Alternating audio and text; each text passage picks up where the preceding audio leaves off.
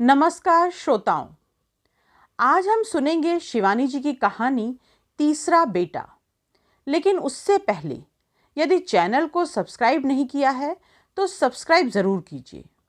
आपको बस करना ये है कि रेड से लिखे हुए सब्सक्राइब शब्द को टच करना है। बस हो गया सब्सक्राइब। और साइड में बने बेल आइकन पर भी टच करना है, जिससे आपके पास मेरे नए अपडेट के नोटिफिकेशन पहुंचते रहें। और हाँ, कहानी सुनने के बाद लाइक और शेयर भी कीजिए, जिससे ये कहानी बहुत सारे लोगों तक पहुंच सके। चलिए तो फिर शुरू करते हैं आज की कहानी तीसरा बेटा। बहुत सोच विचार कर ही वह उसे अपने साथ उठा लाई थी। मन ही मन उसकी तीक्ष्ण बुद्धि ने उसे सावधान भी किया था। इस वयस में वह इस गहन बोझ को कितने दिन उठा पाएगी? समाज क्या कहेगा? स्वयं उसकी संतान ही क्या उसकी इस भावुक मूर्खता को सहन कर पाएगी? किंतु नीले गुदगुदे कंबल में लिपटी वह नन्ही सी जान कैसे उससे दया की भीख मांग रही थी। कौन उसे वहां अचानक लिटा गया था? उस कूपे में तो वह अकेली ही थी। एक सहयात्रिणी मद्रास से बैठी थी, पर वह भी विजयवाड़ा में उतर गई थी। उसके बाद कोई आया ही नहीं। इसी से सामान छोड़ बाथरूम जाने में भी उसे पहले भय सा हुआ था। सुना था कि इन्हीं क्षणों का फायदा उठा अभ्यस्त सूटकेस दस्यु मिनटों में सामान का सफाया कर देते हैं। वर्षों बाद वह दक्षिण की यात्रा पर निकली थी, वह भी अकेली। वर्षों पूर्व एक बार पति के साथ तिरुपति की यात्रा पर गई थी। आज उसके वर्षों के वैधव्य दग्ध चित्त में वही सुखद स्मृति जुगनू सी चमक उठी थी। कभी कभी अपनी क्षण स्थायी स्मृति पर उसे लज्जा बोध भी होता है। क्यों अब उसे महीनों तक उस दिवंगत प्राणों से प्रिय सहचर का चेहरा भी याद नहीं आता। पर फिर सहसा पैर में धंसी फांस सी किसी स्मृति शिला पर पैर पड़ते ही उस सौम्य स्निग्ध विस्मृत चेहरे की अदृश्य कसक उसे सालने लगती। उनसे किए गए तर्क कुतर्क, दिनों तक बंद हो गए आपसी बोलचाल, उनकी मूक अवज्ञा, क्रोध से तमतमाया चेहरा, फिर अंतिम दिन की वह निरीह विवश दृष्टि, मौन हो गई वाणी, दृष्टिहीन बन गए नयन, जैसे कह रहे हों मुझे मत जाने दे सत्तो। कैसा आश्चर्य था कि जिस पति की तेजोमय दृष्टि से दिन रात कांपती वह एक प्रकार से अपना अस्तित्व ही खोकर उनके पीछे पीछे छाया सी अनुगामिनी बन उन्हीं में एकाकार हो गई थी। वही सावित्री अपना खोया आत्मविश्वास पाकर बड़े से बड़ा निर्णय लेने में भी अब एक पल का विलंब नहीं करती थी। यही उसने उस दिन भी किया। उसने अपनी नीली आंखों से टुकुर टुकुर देख रहे उस गोरे चिट्टे शिशु को देखते ही वह जान गई थी कि उस शरणागत को स्वयं विधाता ने ही वहां लिटाया है। तब क्या वह किसी फिरंगी पिता का कलंक था? हो सकता है कुर्गी हो, वे भी सुना। अपनी नीली आंखों और चिट्टे रंग से अंग्रेजों को भी मात दे देते हैं। जो भी हो, वह था किसी संभ्रांत ग्रह का नवजात शिशु। उसकी नग्न देह केवल एक नरम कंबल में लिपटी थी। सद्य काटी गई नाल से ही सावित्री जान गई थी कि अभागा अपनी जननी से कुछ ही दिन पूर्व विच्छिन्न हुआ है। पर कैसा आश्चर्यजनक शिशु था वह। न रोया न कुनमुनाया। अपनी दोनों नन्ही मुट्ठियां कान से सटाए उसे ऐसे देखते रहा जैसे गोद भी नहीं, अभी भी जननी के गर्भ में हो। अपने फ्लास्क में धरी कॉफी ही चटा चटा कर उसे घर ले आई थी। पति की मृत्यु के बाद वह अपनी उस विराट कोठी में वर्षों से अकेली रह रही थी। दोनों पुत्र विदेश में थे। कठोर पिता के अनुशासन ने दोनों ही प्रतिभावान को बचपन से ही सान में धर कर चमकाया था। परीक्षाओं में खेलकूद में मजाल थी जो कोई कभी उनसे आगे निकल जाए। इष्ट मित्र, आत्मीय स्वजन अपने पुत्रों को उकसाने के लिए सावित्री के दोनों बेटों का ही दृष्टांत देते। बड़ा अनिरुद्ध इंजीनियर था, छोटा अशोक डॉक्टर। किंतु पिता की मृत्यु के बाद सब कुछ उलट-पुलट हो गया था। कहते हैं कि लगाम जितनी ही खींची जाए, घोड़ा उतनी ही तेज भागता है, पर वही लगाम जो हमेशा बड़ी खींची गई हो, सहसा ढीली पड़ती है तो घोड़ा ठोकर खाकर गिर भी जाता है। वही हुआ। पिता के हाथों की लगाम जब निरीह सत्तों के हाथ में आई तो उसके अनाड़ी ढिलाव ने उसके दोनों धावक अश्वों को जमीन पर गिरा दिया। पिता जीवित होते तो शायद उनकी निरंकुशता उन्हें उतनी स्वेच्छाचारी नहीं बना पाती। दोनों ही ने मां की पसंद की गई लड़कियों को नापसंद कर विदेश में ही अपनी पसंद का विवाह कर लिया था। बड़ी बहू कश्मीरी थी, रंजना काक। गोरी, उजली, सुदर्शना, सुनैनी ऑक्सफोर्ड में पीएचडी करने गई थी। वहीं किसी मित्र के माध्यम से अनिरुद्ध का उससे परिचय हुआ और विवाह करने के बाद ही पुत्र ने मां को सूचित किया। सारी रात सावित्री रोती रही थी। क्या मुंह दिखाएगी सगे संबंधियों को। फिर पति के एक मित्र को तो वह वचन भी दे चुकी थी कि इस बार अनी आया तो उसे वह उनकी लड़की दिखाकर चटपट ब्याह कर देंगी। उसके बेटे ऐसे नहीं हैं कि मां का कहना टाल दें, बड़े गर्व से ही उसने कहा था। किंतु जब उन्हीं बेटों ने उसे बिना किसी पूर्व सूचना के ऐसे अंगूठा दिखा दिया तो वह एकदम टूट गई। अशोक ने एक केरल कन्या से विवाह किया था। वह एयर होस्टेस थी। यह सावित्री के जर्जर हृदय के लिए दूसरा आघात था। दिन रात सैकड़ों गगन विहारी अतिथियों की मेजबानी निभाने वाली उस आकाश विहारिणी को क्या ग्रह की सरल परिधि कभी स्थायी रूप से बांध पाएगी। फिर भी 4 महीने बाद जब सावित्री के दोनों बेटे अपनी नभोड़ा पत्नियों के साथ घर आए तो सावित्री ने वही सब किया जो एक बुद्धिमती आधुनिका जननी को करना चाहिए। लॉकर खोलकर अपना पूरा गहना निकाल लाई, कुछ नई साड़ियां खरीदी, कुछ पहले से ही खरीद कर धरी थी। आत्मीय स्वजनों को नाना कैफियत देकर एक आला होटल में रिसेप्शन का आयोजन भी किया, जिससे खिला पिलाकर उनका मुंह तो बंद कर ही दे। किंतु उस अल्प अवधि में भी वह अपनी दोनों बहुओं में से एक में भी वे गुण नहीं देख पाई जिनके जाल वह मन ही मन वर्षों से बुनती चली आई थी। उसने स्वयं एक दीर्घ अवधि ससुराल के संयुक्त परिवार में परतंत्र रहकर काटी थी। सुयोग्य पति को भी मनचाही नौकरी ढूंढने में बहुत समय लगा था। फिर उसे नौकरी मिली भी तो राजस्थान के ऐसे बीहड़ इलाके में जहां उसे साथ ले जाना निरापद नहीं था। प्रोषिता रह रहकर वह इन 2 पुत्रों की जननी भी बनी थी। दोनों निठुर जिठानियों की कुटिल चालों ने कुछ ही दिनों में उसके भोले निष्कपट चित्त को भी सांसारिक व्यवहार का पाठ पढ़ा दिया था। फिर भी वह कोरी हंडिया ही रह गई थी। बड़ी जिठानी रत्तो हाई स्कूल पास थी, इसी से उनके व्यवहार में तब भी थोड़ा विवेक था। किंतु दूसरी जिठानी कमला एक साधारण निम्न मध्यम वर्गीय परिवार से केवल रूप देखकर ब्याह कर लाई गई थी। इसी से उसे अपने रूप का बड़ा गर्व था। शिक्षा केवल अक्षर ज्ञान तक सीमित थी। इसी से स्वभाव की कुटिलता कभी कभी नीम पर चढ़ी गिलोय सी प्रखर तिक्त हो उठती थी। दोनों जिठानियों की तुलना में न सावित्री के रूप का पलड़ा भारी था और न पितृग्रह का। अपनी दोनों रूपवती बहुओं से सहम कर ही सास ने उसे पसंद किया था। उसका एकमात्र गुण था उसके स्वभाव की सौम्य शिष्टता। उस जमाने में भी वह एमए पास थी। उसकी भयभीत मृगी सी आंखों ने ही उसकी सास को मोहा था। मरने के कुछ ही दिन पूर्व उन्होंने उससे कहा था, सावित्री अपने बेटों के लिए बहू लाएगी तो रूप देखकर मत लाना, गुण देखकर लाना। अत्यंत रूपवती होने से सीता जी हरी गई थीं।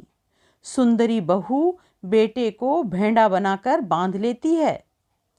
सास के उस 80 वर्षों के अनुभूत नुस्खे को आंचल से बांधकर ही उसने कर्नल मिश्रा की इकलौती बेटी कनक को बहू बनाने का सपना देखा था। देखने में भले ही साधारण हो, कैसा सुरीला कंठ था उस पर। रिजर्व बैंक में ऊंचे पद पर वह केवल अपनी ही प्रतिभा के बल पर पहुंच गई थी, पर बेटों ने तो एक ही अविवेकी ठोकर से उसकी आकांक्षाओं के पात्र को चूर चूर कर दिया था। बहू बेटों के आने का समाचार पाते ही उसकी छोटी बहन रुक्मिणी काशीपुर से आकर उसे कितनी ही सीखों से भरी पोटली थमा गई थी। अपने इकलौते पुत्र का उसने अपने ही समाज की लड़की से विवाह किया था, किंतु ठोंक पीट कर खरीदे गए मटके में भी एक सूक्ष्म छिद्र निकल आया था। देखो जिज्जी, वह आते ही टुहकने लगी थी, तुम बहुत भोली हो। मेरा अनुभव तुमसे कहीं अधिक है।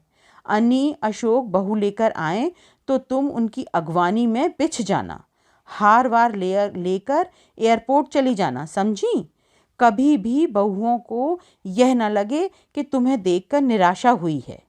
बहू को तुम कभी जीत नहीं सकती, पर अपनी मजे की रोटी में खा सकती हो।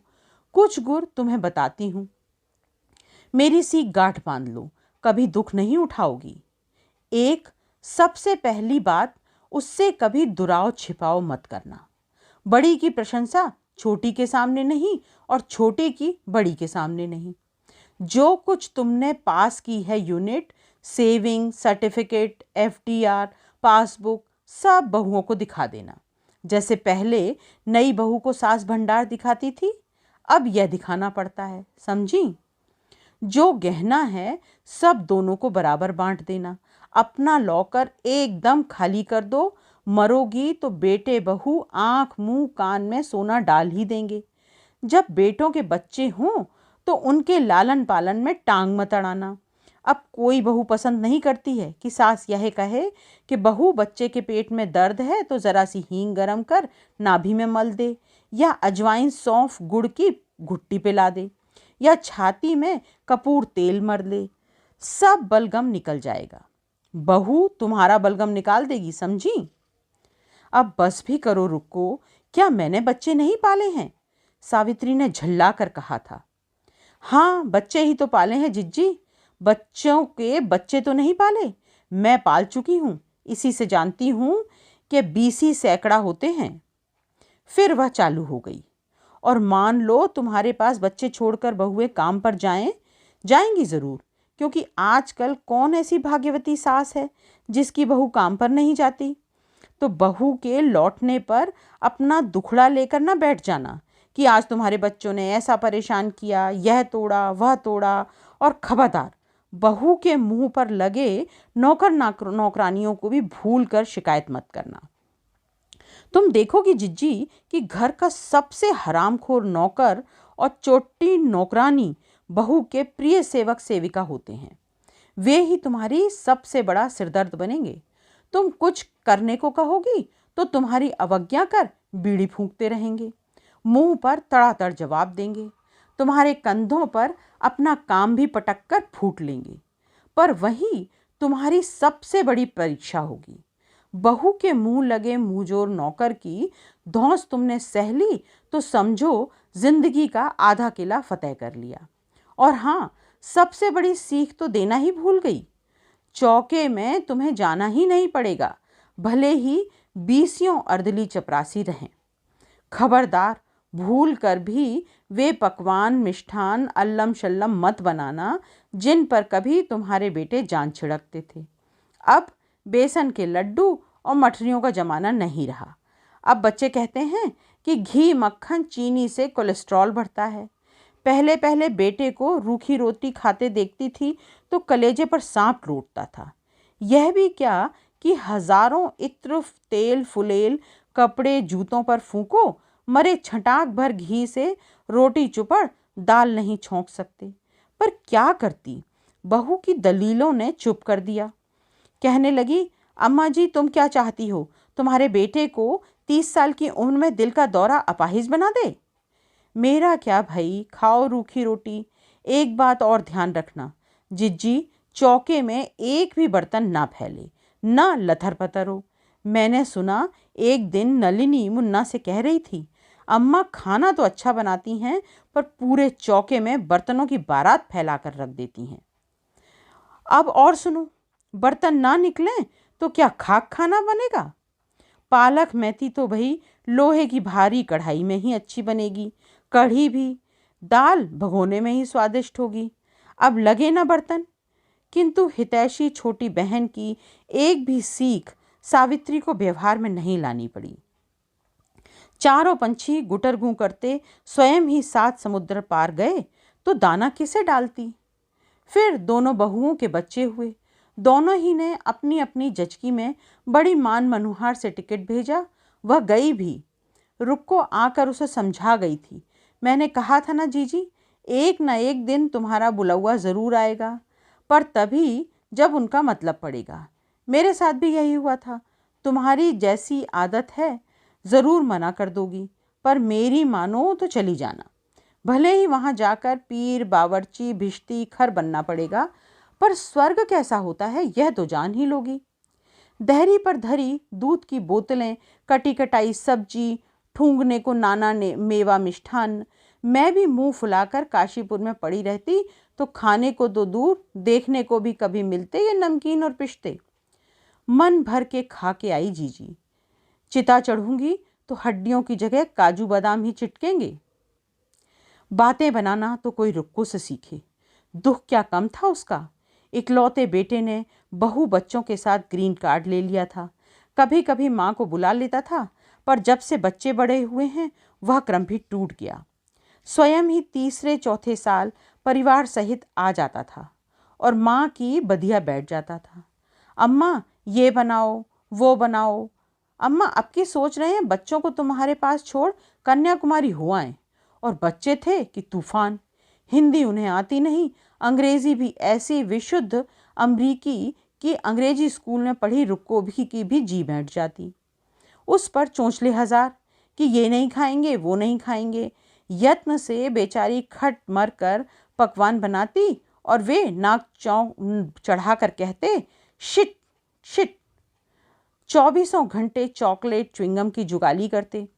चॉकलेट पर रुक्को की प्रौढ़ा जिह्वा भी जान छिड़कती थी, पर कभी जो एक टुकड़ा दादी के हाथ पर धर दें। वैसे दिखावे में उनका जवाब नहीं था। न जाने कितने card, granny we love you, granny you are a gem आदि दादी के सिरहाने पायताने टाँक गए थे। जब बेटे का प्रवासी परिवार विदा होता तो रिक्को कई दिनों तक सोती रहती, जैसे कन्यादान कर सोई हो। उसी का कहना मानकर सावित्री पुत्र के पास कई बार हो आई थी। 8 ही दिन में उसके प्राण कंठगत हो जाते। शाम होते ही लगता गला घुटता जा रहा है। रिमोट कंट्रोल से खुलते बंद होते, खुल जा सिम सिम से दरवाजे। टेलीविज़न पर ऐसे ऐसे नंगे कार्यक्रम कि बहू बेटों के साथ देखने में वह धरातल में धंस जाती। फिर इसी बीच उसने गंगाधर को गोद लेने की बात बेटों को लिखी और वे भड़क गए। क्या तुम्हारा दिमाग फिर गया है अम्मा? तुम्हें क्या सूझी? न जाने किसका कलंक उठाकर घर ले आई हो। और फिर तुम्हारी उम्र नए सिरे से माँ बनने की है क्या? फौरन उसे किसी अनाथालय में पहुंचा दो या पुलिस को सौंप दो। छोटे अशोक का भी वैसा ही पत्र आया था। तुम सठिया गई हो अम्मा। जो सुनता है वही हंस रहा है। हम क्या मरखप गए हैं जो तुमने तीसरा बेटा गोद ले लिया? यह ठीक है कि इधर कई सालों से हम तुम्हें बुला नहीं पा रहे हैं, पर इसका मतलब यह नहीं कि हम अपनी माँ को भूल गए हैं। तुम हमारी माँ हो, हमेशा रहोगी। हम तुम्हें किसी हराम की औलाद की माँ नहीं बनने देंगे। सावित्री ने दोनों को एक ही पत्र लिखा था। तुम मुझे जानते हो, मैं जो निश्चय एक बार ले लेती हूँ उससे पीछे नहीं हटती। इस पत्र व्यवहार के बाद प्रवासी पुत्रों ने माँ से रिश्ता जैसे एकदम ही तोड़ दिया था। ना वे स्वयं आते, ना उन्होंने माँ को ही बुलाया। सावित्री के तीसरे बेटे को अब समाज ने भी स्वीकार कर लिया था। लड़का क्या था, मोम का पुतला था। सावित्री उसे अंग्रेजी में पढ़ा रही थी। घर में पढ़ाने के लिए एक मास्टर भी आता था। कभी कभी वह दोनों भाइयों की तस्वीरें देखकर पूछता, अम्मा, भैया भाभी यहाँ क्यों नहीं आते? सावित्री क्या उस अबोध बालक से कह सकती थी कि बेटा, तेरे ही कारण वे अपनी माँ से रूठ गए हैं। फिर एक दिन उसने बड़े साहस से दोनों को पत्र लिखा। पिछले 10 वर्षों से तुम दोनों को नहीं देखा, न तुम्हारी संतान को। बूढ़ी माँ से ऐसा बैर क्या उचित है बेटा? कभी मुझे कुछ हो गया तो तुम्हें भी दुख होगा और मेरी आत्मा को भी। इस बार गोली ठीक ही लगी। दोनों अपने परिवार सहित पूरे महीने भर की छुट्टी लेकर एक दिन बिना किसी पूर्व सूचना के आ गए थे। अनिरुद्ध का बड़ा बेटा अमल अब 12 वर्ष का था और 16 का लगता था। छोटा विमल 11 का था। पोती सुनैना किशोरी होकर भी युवती लगने लगी थी। और कितना बदल गए थे उसके दोनों बेटे। बड़े पोते अमल की केश सज्जा देखकर तो वह बेहोश ही हो गई थी। चेहरे पर कहीं भी कैशोर्य की चिकनाई नहीं थी। बाएं कान को छिदवाकर उसने एक सोने का छल्ला डाल लिया था। काले बाल हरे गुलाबी रंग में रंगे थे, जैसे जयपुरी चूनर हो। यह क्या किया है इसने? उसने अनी से पूछ लिया था। अम्मा, यह वहाँ का लेटेस्ट क्रेज़ है, तुम नहीं समझोगी। उसने कहा था। जिन्हें जन्म दिया था उनके आचार व्यवहार की कौन सी भाषा समझ रही थी वह? सिर के बीचों बीच एक दीर्घ शिखा गोंद से कलफ्तर सतर खड़ी की गई थी, पर फिर बुद्धिमती सावित्री ने एक शब्द भी नहीं कहा। गंगाधर को अकेले में खींचकर उसने कहा था, देख गंगा, कभी भी अमल के बालों को देखकर मत हंसना, समझा? वहाँ सब ऐसे ही बाल बनाते हैं। तू भी वहाँ रहता तो शायद यही करता। पर उसी क्षण उसे लगा वह भयंकर भूल कर बैठी है।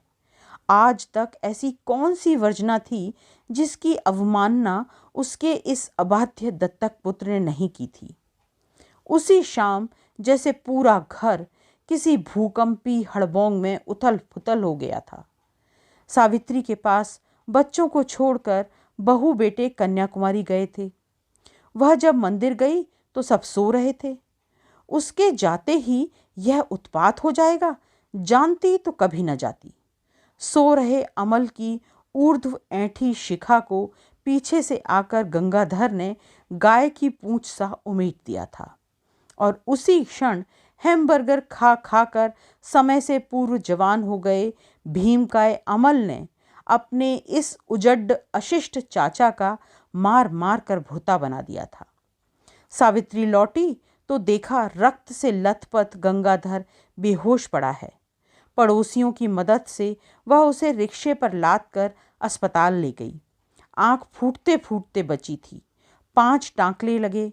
2 दिन तक उसकी तीव्र ज्वर में भुनी जा रही देह को गोद में लिए वह रात रात भर बैठी रही।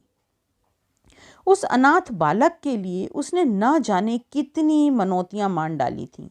सगे पुत्र के दोनों बेटे उसे आंखों ही आंखों में भूंज रहे थे। यह क्या बेबी है जो आप गोद में लिए बैठी हो?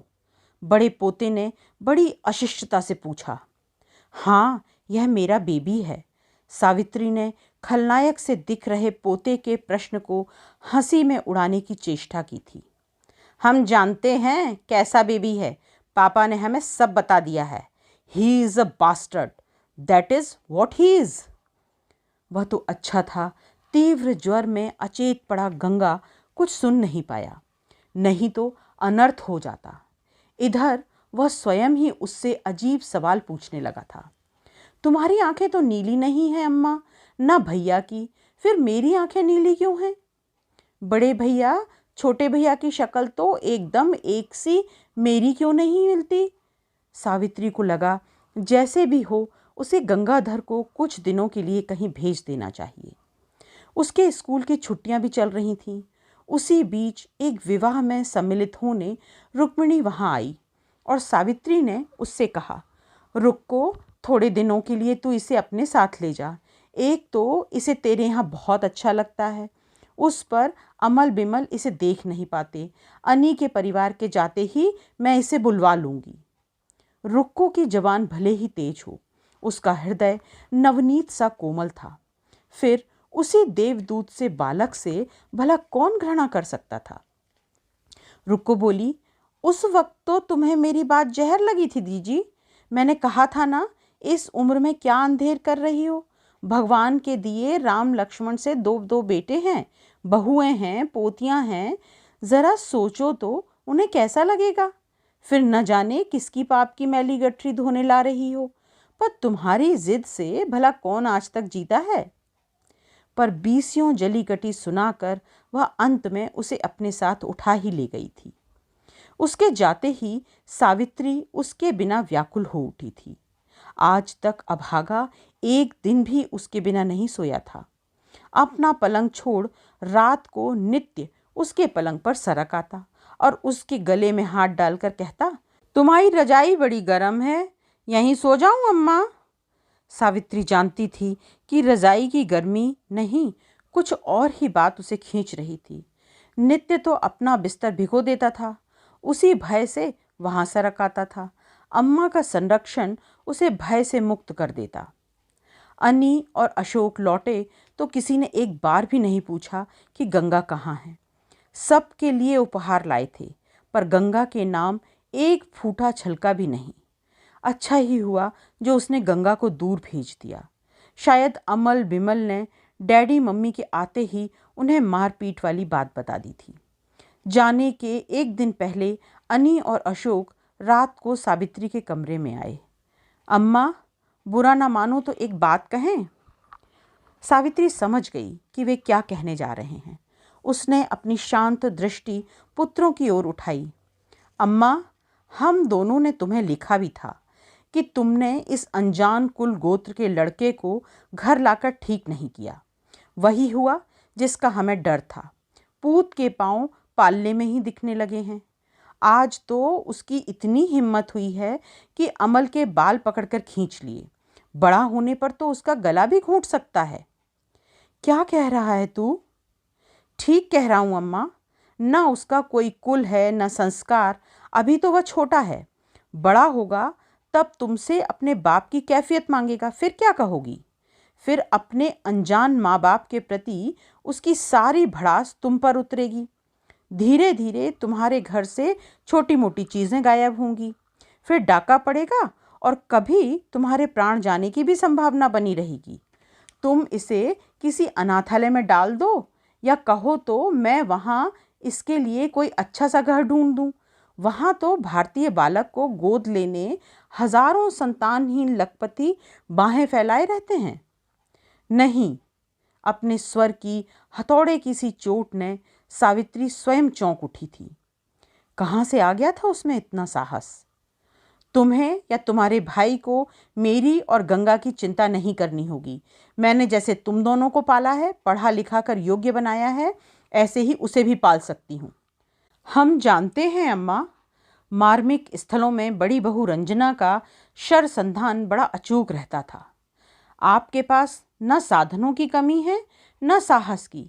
पर याद है, एक बार मैंने आपको लिखा था, आप यदि अमल बिमल को 1 साल अपने पास रख लें तो मैं अधूरी पीएचडी पूरी कर लूं, फिर मैं इन्हें वापस ले जाऊंगी। आपने उत्तर दिया था, मैं अब अपने जिम्मेदारियों से मुक्त हो गई हूं।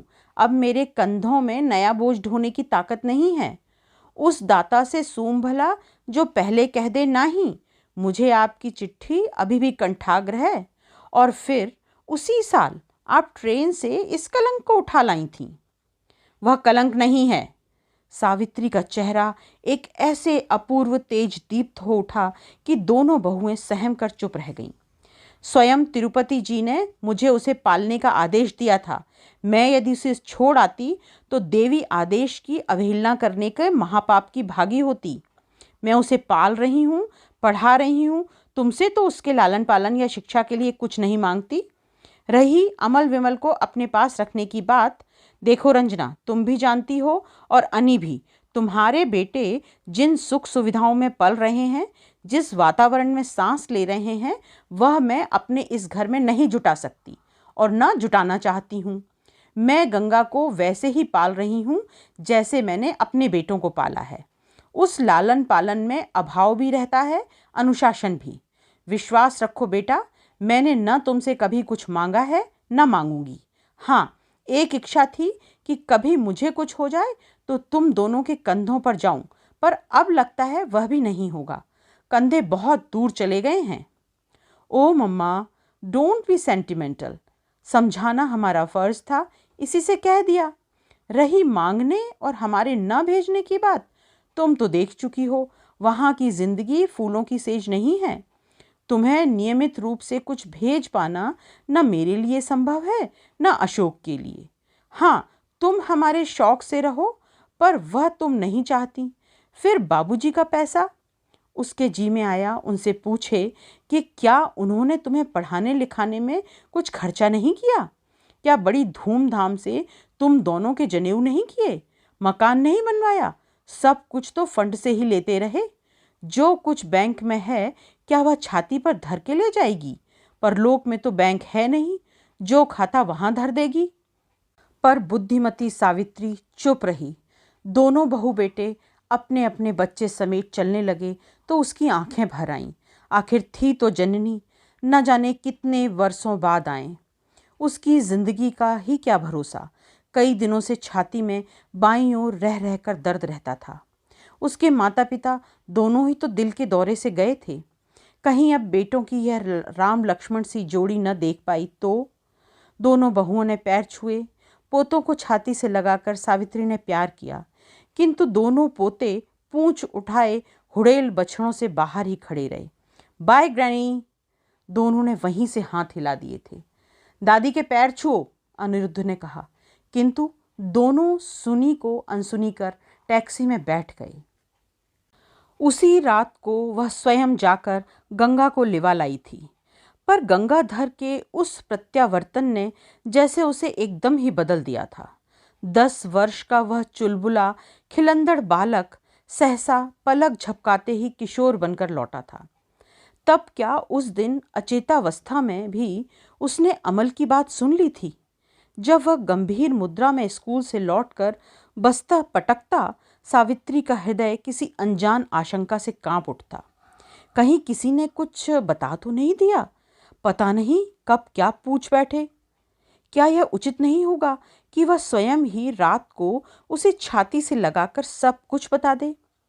किंतु न वह बता पाई, न उसने कुछ पूछा, पर वह उसकी बदलती गतिविधियों को बड़े गौर से देख रही थी।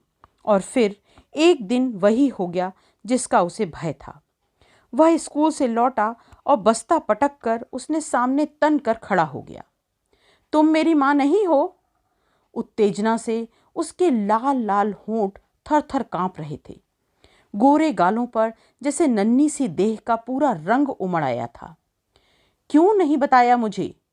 लपक कर उसने सावित्री का आंचल खींच लिया और अपनी नन्ही मुट्ठियों से तड़ातड़ घूंसे बरसाने लगा। घर को 30 बरस पुरानी नौकरानी सुंदरिया वहीं झाड़ू पोंछा लगा रही थी। उससे नहीं रहा गया। उसने लपक कर गंगा को अपनी ओर खींच लिया। वाह बचुआ वाह, वह बोली। तोहका नहीं बताइन? का बताउती? अरे घूरे से उठाइन, सगे बिटवा लाई पालिन पोसिन खिंचवाइन पिवाइन, आज बचवा केर सींग निकर आवा तो घुसाइन चला आवत। वाह बचुआ, आज तो आग निकारत हो। कभू यह सोच रहे हो कि बूढ़ा पर का बीतिन? मुला सगे बहू बिटवा दुश्मन बन गए। गंगा ने अपने को एक झटके से छुड़ा लिया और सावित्री के कमरे में जाकर भड़ाम से दरवाजा बंद कर लिया।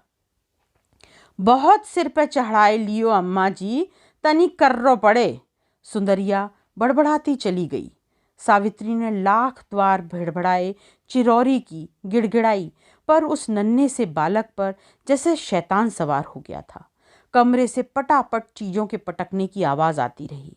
उस दिन न सावित्री ने कुछ खाया न गंगाधर ने।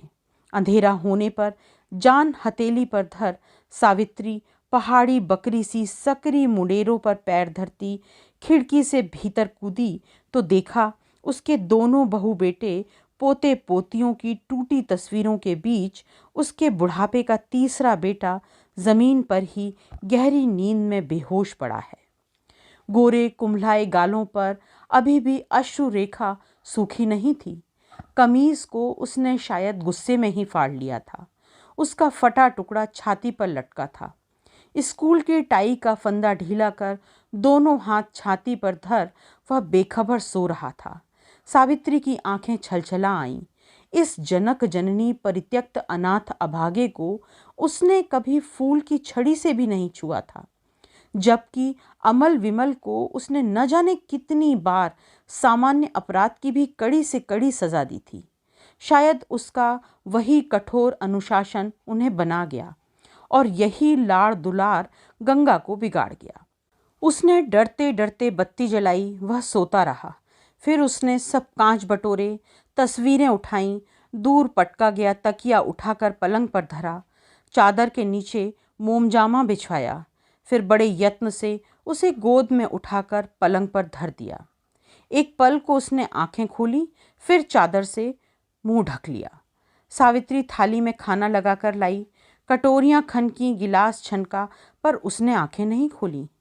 गंगा, खा ले बेटा, मैं तुझे सब बताती हूँ। नहीं, वह बिस्तर पर चादर सहित लुढ़कता दीवार से सट गया। ठीक है, तो मैं भी भूखी रहूंगी। तुझे पता है ना, डॉक्टर ने मुझे भूखा रहने को मना किया है। इस बार अवश पड़ी देह में सामान्य सी हलचल हुई। तुझे सब सुनना है ना, तो सुन। 15 दिसंबर को हम तीर्थ यात्रा से लौट रही थीं। रेल के डिब्बे में ही मिला था मुझे तू। उस दिन मद्रास में कपालेश्वर के शिव मंदिर के दर्शन कर लौटी थी। इसी से तेरा नाम धरा गंगाराम, और जिस कंबल में तू लिपटा था वही है तेरी जन्म कुंडली। वह कंबल अभी भी मेरे पास धरा है। इसी से 15 दिसंबर को मैं तेरा जन्मदिन मनाती हूँ। मैं कसम खाकर कहती हूँ गंगा, मुझे स्वयं पता नहीं है कि तेरे माँ बाप कौन हैं। अब तू ही बता, तुझे मैं क्या बता सकती हूँ। पर जरा सोच तो, तुझे मैं वहीं छोड़ आती तो तेरा क्या होता। पता नहीं कैसे आदमी के हाथ तू पड़ता। तुझे तो मैंने बताया है ना, हमारे देश में ऐसे भी राक्षस हैं जो नन्हे नन्हे बच्चों को चुरा कर उन्हें अंधा लूला बनाकर भीख मंगवाते हैं, और ऐसे दानव स्टेशनों में ही घूमते रहते हैं। फिर क्या आज तक कभी एक पल को भी मैंने तुझे ये लगने दिया कि तू अनाथ है। गंगा देख, मेरी ओर देख बेटा। बड़े लाड़ से उसका चिबुक पकड़कर उसने अपनी ओर उठाया तो वह उससे लिपट गया। मुझे सब लड़के चिढ़ाते हैं, वह सुबकने लगा। क्या कहते हैं? सावित्री के रौबीले स्वर में जैसे 20 शेरनियां गरज उठीं। कहते हैं बुढ़िया इसे कूड़े के ड्रम से उठा कर लाई है। इसका नाम गंगा नहीं, नंगा है। बकने दे उन्हें। तुझे पढ़ लिख कर अपने बड़े भाइयों सा बनना है। नहीं बनना है मुझे उनसा। क्यों? सावित्री ने हंसकर उसे छेड़ा। उनसा बनूंगा तो मैं भी तुम्हें एक दिन छोड़कर दूर विदेश चला जाऊंगा। सावित्री का कलेजा जैसे किसी ने मरोड़ दिया। उसकी आंखें छलछला आईं। कौन कहता है कि पराई संतान अपनी नहीं होती? क्या यह नादान बालक अपने सगों से भी सगा नहीं था? पर माँ बेटे के संधि पत्र पर वे हस्ताक्षर बहुत दिनों तक नहीं टिक पाए। एक के बाद एक पूरे 5 वर्ष बीत गए, और उन 5 वर्षों में सावित्री एक ही छलांग लगाकर 60 से एकदम 100 वर्ष की हो गई। रातों को नींद नहीं आती थी तो वह चुपचाप बरामदे में जाकर खड़ी हो जाती। गहन अंधकार में डूबे पति के लगाए अश्वत्थ, नीम, कदम्ब के दीर्घकाय पेड़ उसे सहसा स्नेही इष्ट मित्रों से लगने लगते। 7 वर्षों में दोनों बेटे एक बार भी उससे मिलने नहीं आए थे। उस वयस में दत्तक पुत्र की जननी बनने के लिए उन दोनों ने उसे क्षमा नहीं किया था। कभी कभी भूले भटके एकाध उपहार, पर कभी भूल कर भी किसी भी पत्र में गंगा का नाम नहीं रहता, और न उसके लिए कोई उपहार। एक बार बड़े बेटे अनी ने अपने परिवार की एक तस्वीर भेजी तो सावित्री का कलेजा थक हो गया। इसी उम्र में आधे से ज़्यादा बाल सफ़ेद, पेट की बृहद परिधि और चेहरे पर दुश्चिंताओं का जाल। उस पत्र में वह एक बार फिर वही पुराना अनी बन गया था, भोला, अलमस्त, निश्चल अनी, जो विवाह से पहले फटाक से आकर उससे लिपट जाता था और अपनी सारी बातें उसके सामने उगल देता था। कभी कभी सोचता हूँ अम्मा, शायद उस दिन कोई बड़ा आघात पाकर ही वह माँ को चिट्ठी लिखने बैठ गया था। यहाँ बसकर हमने बड़ी भूल की है। अमल विमल को ओ लेवल की पढ़ाई कर अलग फ्लैट में रहने चले गए हैं। यहाँ का यही कायदा है, मसें भीगी कि मारी माँ बाप को लात। सुना है दोनों ही ड्रग एडिक्ट हो गए हैं, कभी मिलने भी नहीं आते। हम जाते हैं तो ताला लटका रहता है। अशोक को भी एक छोटा मोटा दिल का दौरा पड़ चुका है। उसकी बेटी भी उसका सिरदर्द बन गई है। दिन रात डेटिंग को लेकर माँ बाप से झगड़ा होता है। किसी वेस्ट इंडियन छोकरे से दोस्ती को लेकर दिन रात घर में हंगामा होता है। इसी से तुम्हें लिख रहा हूँ अम्मा। तुम तो ऐसे कई पंडितों को जानती हो, सबकी जन्म कुंडलियाँ तो तुम्हारे पास ही हैं। कोई ग्रह शांति या अनुष्ठान बताए तो प्लीज़ करवा देना। मैं वहीं के बैंक का चेक भिजवा दूंगा, जिससे भुनवाने में तुम्हें कोई परेशानी ना हो। घर भर की कुंडलियाँ तो उसके पास थीं। उनकी भ्रामरी दशा की तो वह शांति करवा सकती थी, किंतु एक ऐसा भी था जो स्वयं उसकी मारक दशा बन बैठा था। कहाँ से ला सकती थी उसकी जन्म कुंडली? किस कीलक से गाड़ सकती थी उसके दुष्ट ग्रह को? बार बार बड़े बेटे के वे शब्द उसके कानों में गूंज उठते, धीरे धीरे तुम्हारे घर से छोटी मोटी चीजें गायब होंगी, फिर डाका पड़ेगा और कभी तुम्हारे प्राण जाने की भी संभावना बनी रहेगी। सचमुच गंगाधर उसी का ही नहीं, पूरे मोहल्ले का सरदर्द बन गया था। विधाता ने तो उसके दिमाग में आला कल पुर्जे जड़ दिए थे, किंतु सदुपयोग के लिए नहीं, दुरुपयोग के लिए। एक स्कूल से दूसरे और दूसरे से तीसरे में निष्कासन के पश्चात केवल अपनी प्रतिष्ठा एवं अर्थबल के बूते पर ही सावित्री उसे बड़ी प्राणांतक चेष्टा से कॉलेज तक पहुंचा पाई थी। किंतु वहां भी वह जाता ही कितने दिन था। मित्रों का विस्तार था असीम, और मित्र भी कैसे। उन्हें देखकर सावित्री सिहर उठती थी। किसी की बुंदेलखंडी राजाओं सी मूछें, किसी के भयावह काक पक्ष, कोई हाथ में कड़ा डाले, कोई कंठ में सुमिरनी। अम्मा निकालो तो 200 रुपये। वह कभी अचानक बिना किसी पूर्व सूचना के दस्यु सा कमरे में धंस आता और उसके सामने हाथ फैलाकर खड़ा हो जाता। क्या करता है रे तू रुपयों का? कल ही तो 100 का नोट ले गया था। अम्मा, कल जिसके खाने पीने के लिए ले गया था उसी को आज शमशान पहुंचाना है। कोई भी नहीं है उसका। मुन्ना हमारे कॉलेज की कैंटीन में चाय की दुकान थी, सारा कॉलेज बरसों चाय पीता रहा। आज मरा तो लाश लावारिस पड़ी है, एक भी साला नहीं फटका। बस तू ही तो युधिष्ठिर बचा है इस शहर में। भला तेरे बिना यहाँ की कौन सी लावारिस लाश घाट पहुँच सकती है? तुम भूल जाती हो अम्मा, मैं भी तो लावारिस हूँ। इसी से अपनी बिरादरी के लिए ममता है मुझ में। चुप कर खबरदार, जो आज से यह मनहूस शब्द जीभ पर लाया, मैं तेरी जीभ खींच लूंगी। और फिर 2 करकराते नए नोट लेकर वह तीर सा निकल गया। यह एक दिन की नहीं, आए दिन की बात थी।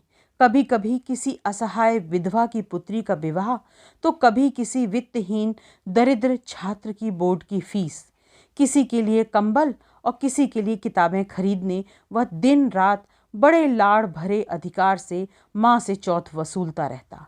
कभी कभी सावित्री को एक विचित्र भय भी सिहाराने लगता। कहीं उसके प्रवासी पौत्रों की भांति उसे भी ड्रग वग की चटांग तो नहीं लग गई है। किंतु मांग मांग कर, चीख चिल्लाकर भले ही उसका गंगा उससे आए दिन पैसे वसूल ले, आज तक उसके घर से एक सुई भी नहीं खोई थी। किसी मादक नशे की लत पड़ी होती तो क्या उसकी बगल के पलंग पर ऐसी बच्चे किसी गहरी नींद में बेखबर सो पाता? वह अभी भी उसी के कमरे में सोता था। एक बार उसने कहा भी था, गंगा अब तू बड़ा हो गया है, बड़े भैया वाला कमरा तेरे लिए ठीक कर देती हूँ, कल से वहीं सोना। नहीं, मैं हमेशा तेरे साथ इसी कमरे में सोऊंगा। शादी हो जाएगी तब भी? हंसकर उसने पूछा था। शादी करूंगा ही नहीं। क्यों? सब औरतें साली बदजात होती हैं। छी छी गंगा, ऐसी भाषा तू कहाँ से सीख आया रे? तेरे बाबू होते तो? बाबू होते तब ना। यहाँ तो साले बाप का ही ठिकाना नहीं है। क्या पता वे भी ऐसे ही गालियां देते हों। सन्न रह गई थी सावित्री। तब क्या वह ठीक ही कह रहा था? यह क्या उसके अनदेखे अनचिन्हे पिता के ही संस्कार उसके जिह्वाग्र पर आ रहे थे? पर ये संस्कार क्या उसकी निरंकुश वाणी में ही मुखर हुए थे? खाने में, पहनने ओढ़ने में उसकी रुचि कहीं भी सात्विक नहीं थी। एक से एक दामी कढ़े कुर्ते, सोने के बटन, नित्य धुले कलफ किए बगुले के पांख से उजले इकबर पाजामे, अंगुली में हीरे की अंगूठी जिसे उसके 3 दिन के अनशन ने भोली माँ से उघारा था। उस पर जिधर से निकलता मद मस्त अगरबत्ती किसी सुवासित धूम्र रेखा छोड़ता जाता। कभी कभी सावित्री को बड़ा दुख होता। स्वयं उसके बेटे को तो पिता के जीवन काल में इतना भी साहस कभी नहीं हुआ कि एक शीशी शैम्पू ही खरीद कर घर ले आए। शायद उनके विलास वसित उसी अतीत के कठोर अनुशासन का बांध अब सहस्त्र धाराओं में फूट निकला था। घर आते तो उनके नहाने के बाद भी घंटों तक गुसलखाना इत्र के चौबच्चे सा महकता रहता, जैसे किसी ने वहां 20 कस्तूरी मृग बांध कर रख दिए हों। वे अब जो कुछ भी करें क्षम्य था, क्योंकि लाखों कमा रहे थे। उनका कठिन परिश्रमशील जीवन वह स्वचक्षुओं से देख चुकी थी। पर यह अभागा तो अभी कॉलेज की पढ़ाई भी पूरी नहीं कर पाया है। वह किस साहस से ऐसे रुपया फूंक रहा है? पर रात रात भर सोच बांधी गई। उसे डांटने समझाने की योजना उसके सामने आते ही बालू की दीवार सी ढह जाती। वह उससे कुछ भी नहीं कह पाती। यह ठीक था कि वह आज तक कभी फेल नहीं हुआ था, किंतु उसके मित्रों की वह शिव के गणों सी फौज, माँ का इतना अदब वह अवश्य करता था कि वे मरकटमुखी मित्र घर के भीतर कभी नहीं आ पाते। अड्डा बाहर ही जमता था, कभी शिवालय के अहाते में, कभी पार्क की पथरिया बेंच पर। उस पर सावित्री के पास उस उद्दंड उद्दट तीसरे बेटे की शिकायतें हर दूसरे तीसरे आती रहती। कभी हलवाई की, राजा भैया जी दोस्तों के साथ 4 किलो जलेबी खा गए, पैसा नहीं दिया। पान की गुमटी के दुकानदार की कि 10-15 पैकेट सिगरेट के दाम नहीं दिए। दर्जी की कि 3 रेशमी कुर्तों की सिलाई और मित्रों के 5 कुर्तों की सिलाई नहीं मिली। लॉन्ड्री वाले की पिछले 2 साल से भैया जी कपड़े धुला रहे हैं, 1 पैसा नहीं दिया। पर बोले कौन? वहां तो मारे भी और रोने भी न दे वाला हाल था।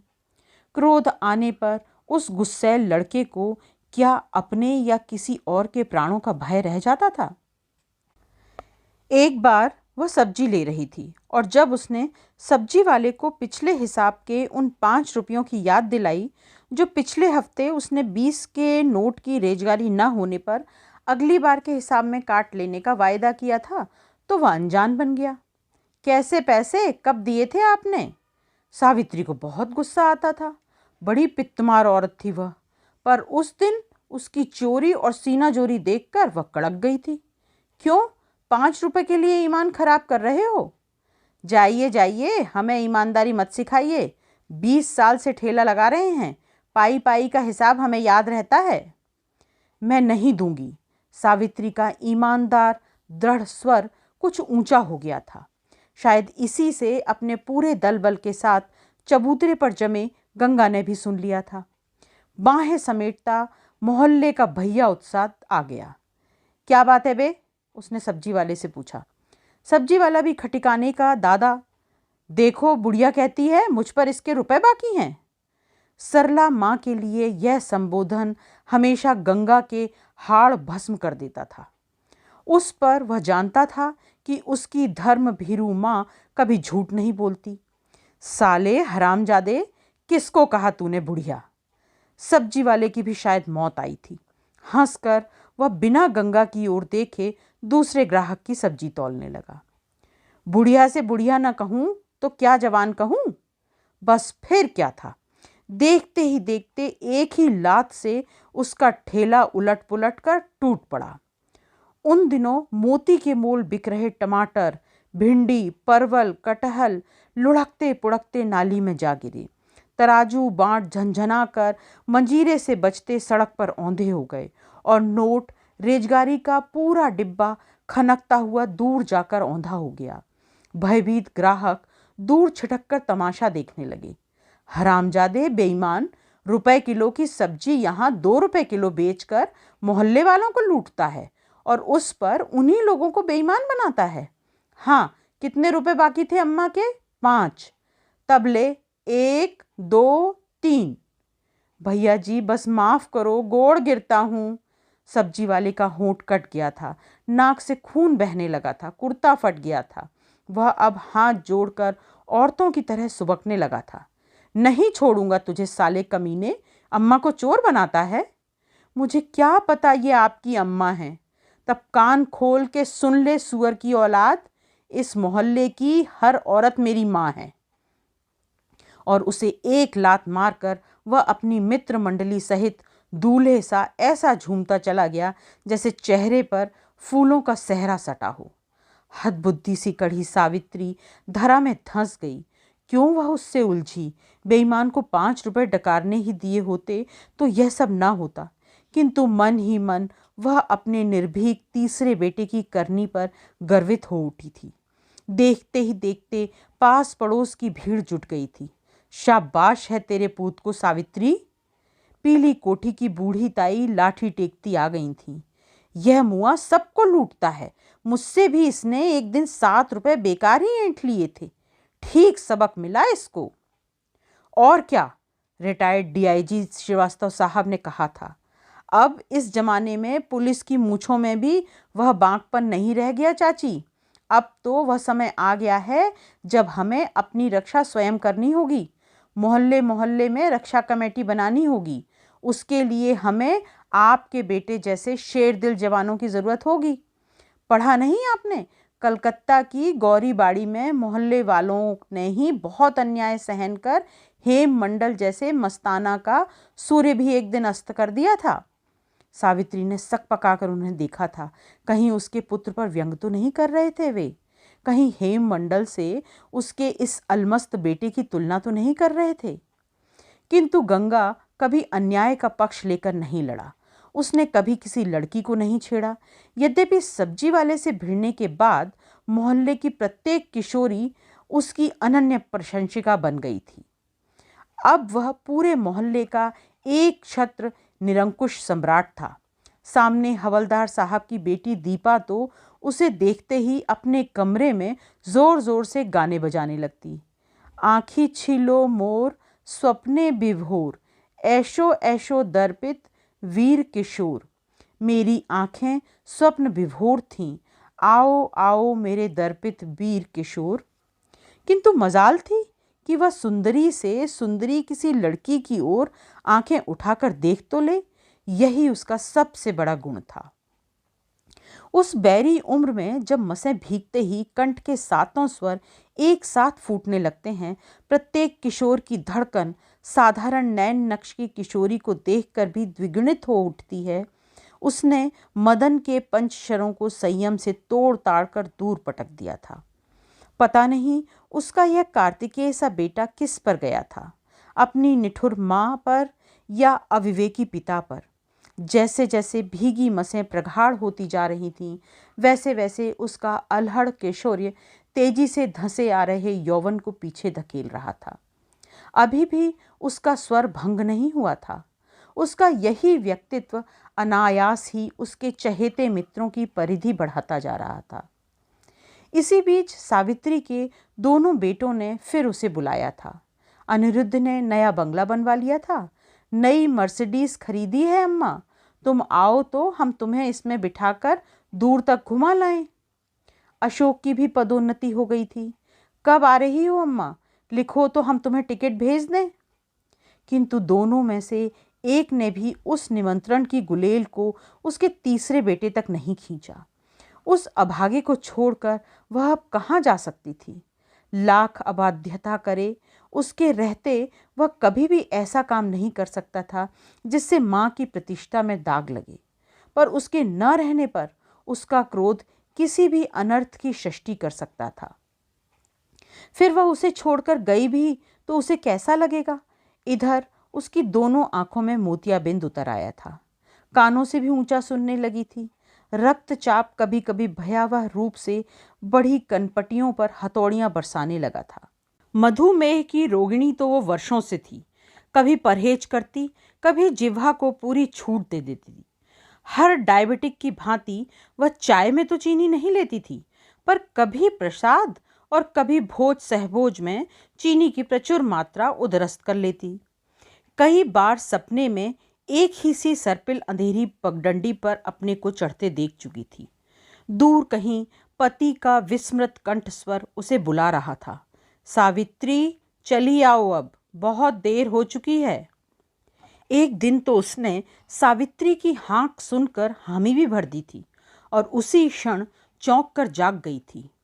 उसकी सास कहती थी कि कोई मृत व्यक्ति सपने में पुकारे और हाँ कर दी तो समझ लो मौत ने कंधे पर हाथ धर दिया है। तब क्या सचमुच ही मौत ने उसके कंधे पर हाथ धर दिया था? उस दिन उसने चुपचाप अपने पति के मित्र जस्टिस शुक्ला को बुला भेजा। गंगा उस दिन कहीं क्रिकेट मैच खेलने दिन भर के लिए बाहर गया था। क्या बात है भाभी, क्यों बुलाया? तबीयत तो ठीक है ना? हाँ, एकदम ठीक हूँ, पर आपको मैंने अपना बिल बनाने के लिए कष्ट दिया है। कभी कुछ हो गया तो वह बेचारा बेमौत मरेगा। कौन? गंगा। आप तो जानते हैं, उसके दोनों भाई उसे फूटी हाँक नहीं देख सकते। जाने से पहले मैं उसके लिए सब कुछ कर जाना चाहती हूँ। उसी दिन उसने अपनी उस विचित्र वसीयत से दिन रात के सांसारिक प्रपंचों से परिचित उस न्यायाधीश को चौंका दिया था। पूरा मकान और संपत्ति का आधा भाग उसने गंगा के नाम कर दिया तो जस्टिस शुक्ला ने उसकी कलम थाम ली। दस्तखत करने से पहले आज रात भर अच्छी तरह से सोच लीजिए भाभी। अपने सगे बेटों को आप पति की संपत्ति का बहुत छोटा हिस्सा दे रही हैं। पिता की संपत्ति पर पुत्रों का ही अधिक अधिकार होना चाहिए। मुझे कुछ नहीं सोचना। मैं जानती हूँ मेरे दोनों बेटे अब यहाँ कभी नहीं लौटेंगे। उन्होंने वहीं की सिटीजनशिप ले ली है, मकान बनवा लिए हैं, गाड़ियाँ खरीद ली हैं। इसका कौन है? और फिर यह वसीयत तो मैं आपको सौंप रही हूँ। मेरा न्याय है या अन्याय, इसका फैसला मेरे मरने के बाद जो ऊपर की अदालत करेगी, वह कभी मेरी मुश्कें नहीं बांधेगी। लिफाफा सील कर उसने उन्हें सौंप दिया था।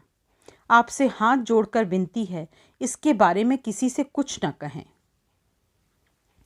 ठीक 10वें दिन ही फिर अचानक सावित्री बीमार पड़ गई थी और उसकी बीमारी को देखकर लगा था वह अब कभी नहीं घर लौट पाएगी। नित्य की ही भांति खाकर दोपहर में सोई और सोती ही रह गई। उस दिन भाग्य से गंगाधर घर न था। अम्मा तो इतनी देर तक कभी नहीं सोती थी। अम्मा, अम्मा, उठोगी नहीं? बड़े अधैर्य से उसने कहा था। उसे बड़ी भूख लगी थी। उस भंडार की चाबी अम्मा के पास थी, जहां वह अपने उस चटोरे बेटे के लिए लड्डू मठरी कुछ न कुछ बनाकर रखती थी। अचानक वह ठिठक कर रह गया। यह तो गहरी नींद नहीं थी अम्मा की। मुंह न जाने कैसा टेढ़ा मेढ़ा लग रहा था। उसने माथा छुआ तो बर्फ सा ठंडा था।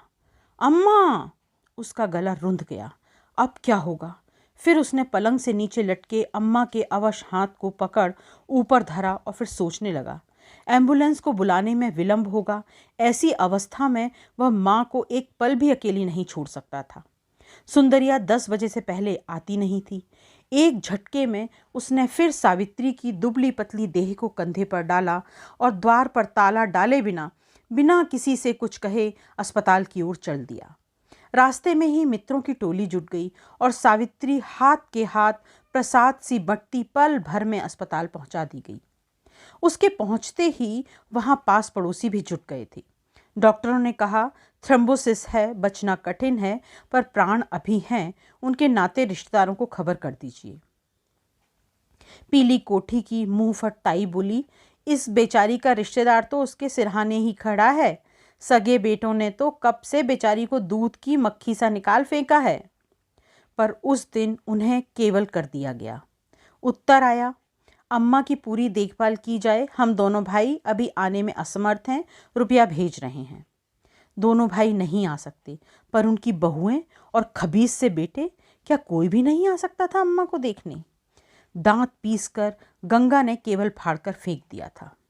पर वाहरे गंगा, इस लोक में तो हवा को भी लड़कर हराता रहा, पर लोक के यमदूतों को भी पटखनी देकर बुढ़िया को लौटा ही लाया। पूरे 15 दिन में सावित्री पूर्ण चेतनावस्था में पलटी। गंगा उसकी ओर पीठ किए मौसम्बी का रस निकाल रहा था। गंगा, उसने क्षीण स्वर में पुकारा। गंगा चौंक कर पलटा और उसकी छाती पर सिर रखकर बच्चे सा सिसकने लगा। उसके आंसुओं से सावित्री की छाती भीग गई। अम्मा, अब तू नहीं मरेगी। डॉक्टर ने कहा था, एक बार तुम्हारी अम्मा आंखें खोलकर तुम्हें पहचान कर पुकार ले तो समझ लो बच गई। महीने भर बाद सावित्री घर आ गई। एक सामान्य सी लंगड़ाहट और होठों की तिर्यक रुझान के अतिरिक्त वह भयावह झटका अन्य कोई भी दुश्चर्य नहीं छोड़ गया था। किंतु हृदय के एक रिश्ते नासूर को जैसे किसी ने बड़ी गहराई तक फिर कुदेर दिया था। उसने सुन लिया था कि उसकी शोचनीय अवस्था का केवल पाकर भी उसके दोनों बेटों ने अपने व्यस्त जीवन की दरख्वास्त देकर अपनी असमर्थता व्यक्त की थी। क्या उनका काम मृत्युशैया पर पड़ी मां से भी अधिक महत्वपूर्ण था?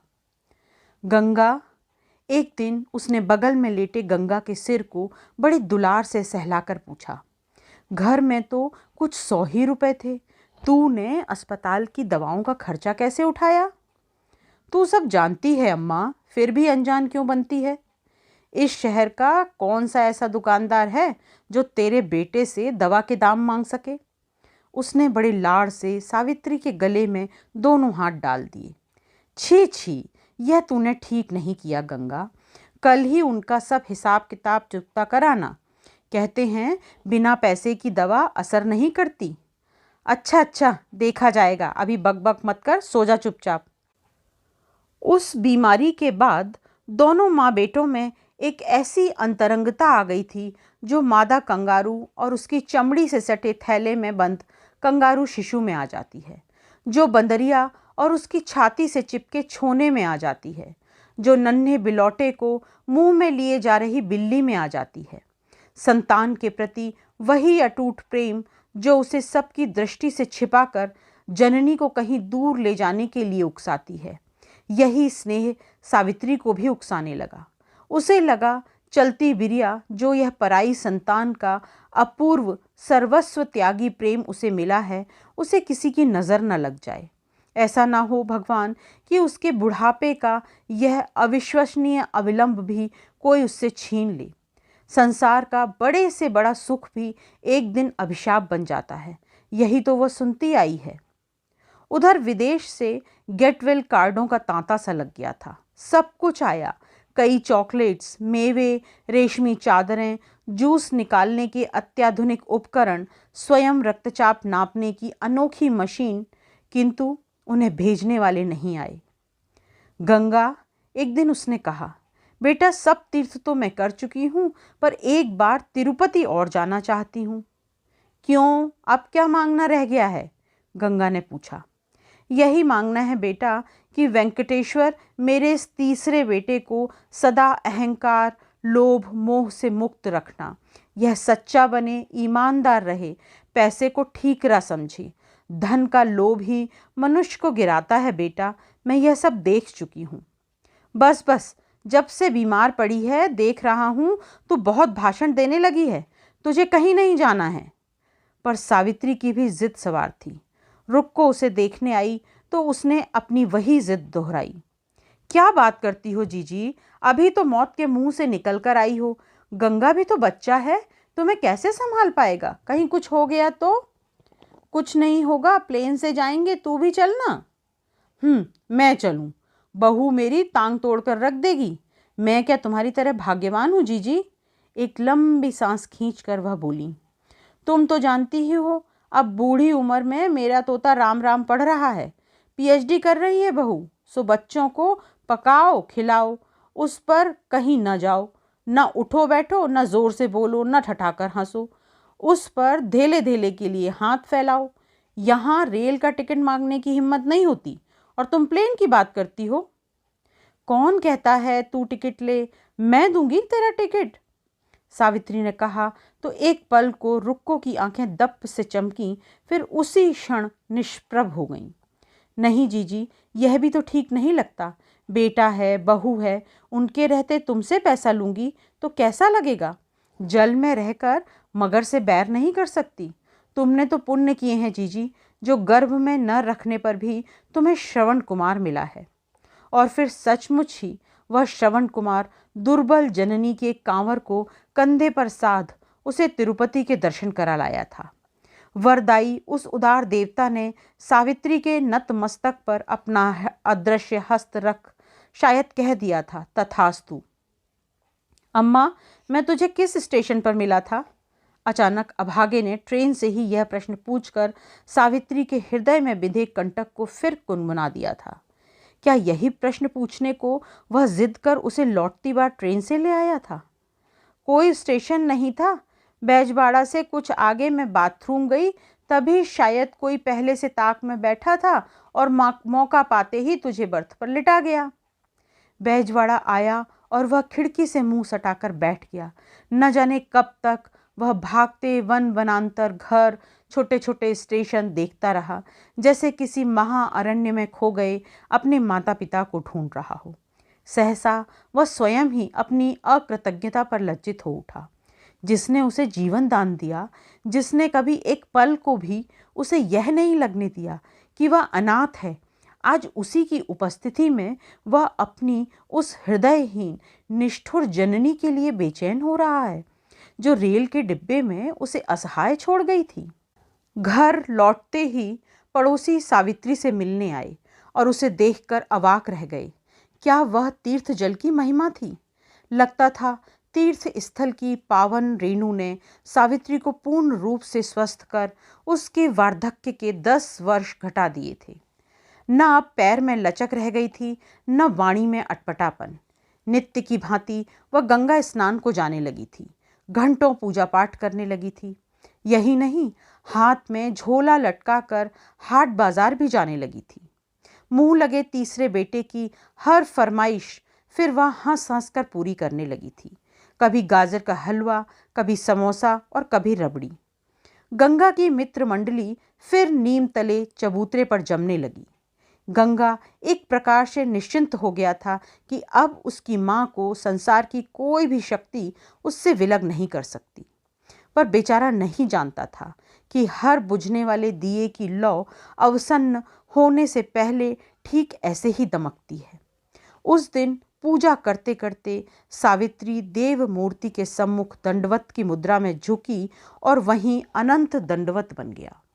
देखते ही देखते पूरा मोहल्ला टूट पड़ा। लोग कहने लगे साक्षात देवी का अंश था, इसी से विमान सीधे वैकुंठ उठा ले गया। घर का आंगन ठसाठस भर गया। बहू बेटियां अवश्य चरणों की धूल लेने किसी दुर्लभ देव मूर्ति के दर्शनों को चली आ रही थीं। भीड़ में धंसी थी, एक दूसरी पर गिरी जा रही थीं। जिसे देखो वही सिसक रहा था। ठीक भी तो था, न जाने कितनों का समय असमय सहायता करने वाला एक उदार महाजनी व्यक्तित्व ही तो इस संसार से अचानक उठ गया था। कौन नहीं जानता था कि एक अन्य अनाम कुल गोत्र के उद्धत गंगाधर के कारण ही उसके सगे बेटों ने रूठ कर उससे मुंह मोड़ लिया था। पराई संतान को भी जो सगी संतान सा पाल सके, समझो वह पहुंचा हुआ संत है। सावित्री के पुरोहित दयाराम जी ने कहा, पर भाई क्रियाकर्म कौन करेगा? बेटे तो इतनी दूर से आ नहीं पाएंगे। गर्मी के दिन है, बर्फ की सिल्ली पर देह धरी रहे तब भी खराब हो जाएगी। गंगा ने चौंक कर धरा पर धरी सावित्री की निर्जीव देह को देखा। उसे लगा वह मृत्यु नहीं है। विषाद की कालिमा कभी भी उस नश्वर देह को विकृत नहीं कर पाएगी, भले ही वह 4 दिन तक वैसी ही पड़ी रहे। उस देह में विजय का उल्लास है। विजय, पाप के ऊपर पुण्य की, अन्याय के ऊपर न्याय की, मृत्यु के ऊपर अमरत्व की, वर्षों की त्याग साधना जैसे मृत्यु के बाद अम्मा के अंग अंग से ज्योति बनकर फूट रही है। आज भी वह उसी निस्वार्थ प्रेम और क्षमा का संदेश होंठों पर लिए किसी प्राचीन देवालय के गर्भगृह में प्रतिष्ठित देवी मूर्ति सी मानवता के उच्चतम शिखर से उसे उसी वात्सल्य से एकटक निहार रही है। आकस्मिक आघात ने उसे पंगु और मूक बना दिया था। वह चित्रांकित सा माँ के सिरहाने चुपचाप खड़ा था। क्यों, यह भी कोई पूछने की बात है दयाराम जी? जस्टिस शुक्ला ने कहा। गंगा करेगा क्रियाकर्म, उसे तो उन्होंने कानूनी लिखत कर गोद लिया है, मेरे पास प्रमाण है। और वही हुआ था। जो गंगा नित्य कलफ किए मलमली कुर्तों की छटा बिखेरता दिग दिगंत को अपनी सुवास से भ्रमित करता घूमता था, वही गंगा कोरी मार्किनिया धोती घुटनों तक समेट नंगे बदन इस जननी की अर्थी को कंधा लगाए आगे आगे चल रहा था, जिसने उसे गर्भ में न रखकर भी जन्म दिया था। शव यात्रा क्या थी, जैसे किसी लोकप्रिय देशवंदित नेता का धूमधाम से निकल रहा जनाजा था। फूल मालाओं के अंबार से ढकी देह पर बेशकीमती दुशाला पड़ा था। लग रहा था शहर भर के युवा किशोर वहां आकर बिछ गए थे।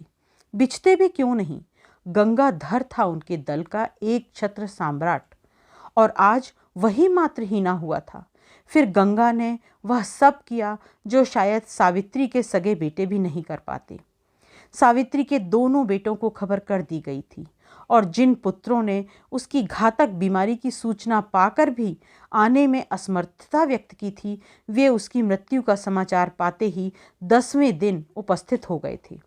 दोनों बहुओं को पता था कि अम्मा का बैंक बैलेंस कुछ कम नहीं है, पर उस पर उतनी बड़ी कोठी, बाग, बगीचा, गांव की जमीन और सबसे बड़ा आकर्षक हाथी दांत का वह कलमदान, जिसमें दूरदर्शी सास के कुछ दर्शनीय भारी गहने अपने उस तीसरे बेटे की बहू के लिए शायद उनसे छिपा कर रख लिए गए थे। एक अकेला ग्वालियरी ठुस्सी ही कम से कम 10 तोले की होगी, और वे भारी बनारसी जड़ाऊ कंगन।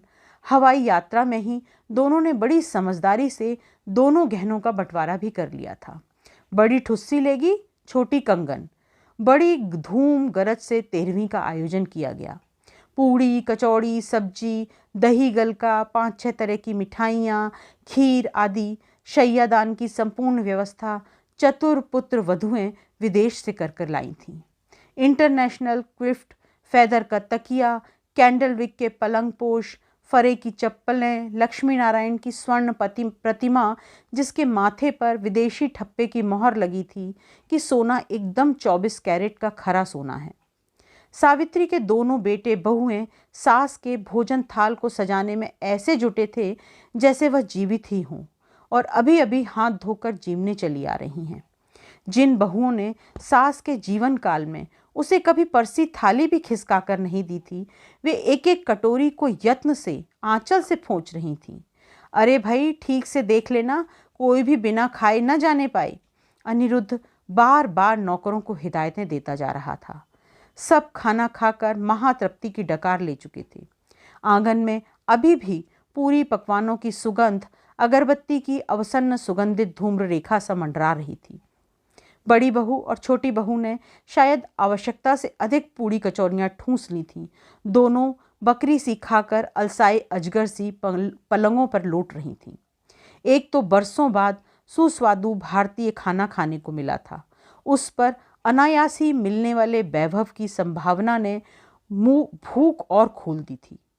सावित्री की बड़ी सी रंगीन तस्वीर पर गेंदे गुलाब का मोटा सा हार चढ़ा था और घृत ज्योति जल रही थी। आप लोगों के आशीर्वाद से सब कुछ ठीक से निपट गया। अनिरुद्ध किसी से कह रहा था, अम्मा आज जहाँ भी होंगी बहुत खुश होंगी। उसे ऐसे ही सबको खिलाना पिलाना अच्छा लगता था। पर अम्मा क्या कभी इस मृत भोज से खुश हो सकती थीं? सब तो खा चुके थे, पर जिसे वह हमेशा सबसे पहले खिलाती थी वह तो भूखा था। उसके अभागे उस तीसरे बेटे की क्या किसी को याद थी, जो तिरस्कृत दुरदुराए गए सड़क के कुत्ते सा ही घर के सबसे निभृत कोने में चुपचाप खड़ा उस दयाहीन भीड़ को देख रहा था। जब वे दोनों भाई और भाभियां आईं, उसे दूध की मक्खी सा ही निकालकर अलग फेंक दिया गया था। यहाँ तक कि नित्य ही स्नेही रुक्को मौसी भी बांधी सी हाथ बांधे विदेश से आए अपने भतीजों के पीछे पीछे ही घूम रही थी। और दिन तो सुंदरिया उसके कमरे में थाली पास रखकर जाती थी। आज वह भी घर के लिए परोस बटोरने के चक्कर में भूल गई थी। वह कितना अनाथ है, कितना अकेला, यह उसे पहली बार अनुभव हुआ। द्वार पर अम्मा के परलोक का पथ प्रकाशित करने के लिए वह एक बड़ा सा दिया जल रहा था। दूसरा दिया जल रहा था बाहर पीपल के नीचे। वह धीरे धीरे जाकर वहीं खड़ा हो गया। निश्चय ही वह प्रकाश वहां तक नहीं पहुंच रहा था। यदि पहुंचता और मार्ग पहचान कर अम्मा यहाँ आ पाती तो क्या यह अन्याय होने देती? सहसा उसे लगा एक धूमिल सी आकृति वहां आकर चुपचाप खड़ी हो गई है और उसे एकटक देख रही है। आंखों में वही वात्सल्य, वैसी ही करुणा। वह थर थर कांप उठा। गंगा, कुछ खाया है रे? तब क्या उसके कान भी उससे छलना कर रहे थे? यह कैसे हो सकता है? निश्चय ही यह उसका भ्रम था। एकाएक दीवान खाने से आता कठोर स्वर सुनकर चौंका। बड़े भैया ही तो चीख रहे थे। वह धीरे से चलकर पर्दे की ओट में खड़ा हो गया। जस्टिस अंकल, पंडित जी, रुक्को मौसी, दोनों भाई भाभियां चुपचाप बैठे थे। बड़े भैया फिर गरजे, यह कैसा विल है? ट्रेन में मिला किसी का कलंक हमारे बाप दादों की संपत्ति का वारिस कैसे बन सकता है? छोटे भैया का चेहरा तमतमा रहा था। अब समझ में आया क्यों उसने अम्मा की ऐसी सेवा की। और क्या? बड़ी भाभी बोली, अम्मा को सेवा से खुश करा ली, हम भी अदालत से फैसला करा के रहेंगे। एक क्षण में गंगा के शरीर का समस्त रक्त आंखों में उतर आया। वह अम्मा की निरीह आंखों की स्मृति को भूल गया, चिता की धधकती लपटों को भूल गया, जिनके साथ उसके जीवन का सर्वस्व भस्मीभूत हो गया था। वह एक बार फिर वही राजा भैया बन गया जिसने माँ को अपमानित करने वाले खटिक की हड्डी पसलियां चरमरा दी थीं। राजा भैया जिसे न पुलिस का भय था न अपने प्राणों का। वह तेजी से बाहर आकर उनके बीच खड़ा हो गया। चक्रव्यूह में घिरे उस अभिमन्यु के मासूम चेहरे पर न भय की रेखा थी न परिताप की। माँ का तिरुपति से मांगा गया वरदान किसी दैवी छत्र सा ठीक उसके माथे पर आकर खुल गया था। हे वेंकटेश्वर, मेरे इस बेटे को अहंकार, लोभ, मोह से मुक्त रखना। यह पैसे को ठीकरा समझी। तथास्तु। किसी अदृश्य देवता का अभयदान ही उसे क्या उस क्षण निर्भीक बना गया था? आप लोगों को अदालत नहीं जाना होगा। और फिर वह अमल की ओर बढ़ा। अमल के हाथ में माँ की वसीयत थी। उसकी देह के साथ थर थर कांप उठी। उसने सुना था कि यह छोकरा जेब में रामपुरी चाकू लिए घूमता है। आक्रामक ढंग से दांत पीसता गंगा उससे सट कर खड़ा हुआ तो उसने डर कर आंखें मूंद ली। उसके इस अप्रत्याशित आगमन से इष्ट मित्रों की वह भीड़ बुरी तरह आतंकित होकर सन्न बैठी रह गई, जिसे उस आयोजन में एक बार भी उसकी याद नहीं आई थी।